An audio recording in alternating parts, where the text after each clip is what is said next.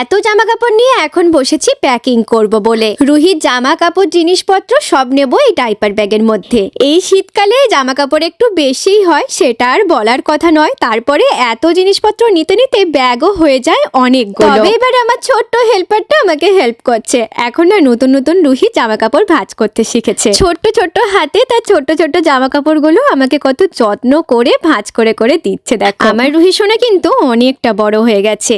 আমরা এখন যাচ্ছি রুহির মামার বাড়ি। এখানে এসে সে এখন সারপ্রাইজ পাওয়ার জন্য ওয়েট করেছে। মামাই বলেছে রুহি তোমার জন্য একটা সারপ্রাইজ আছে। দিনটা ছিল রুহির বার্থডে।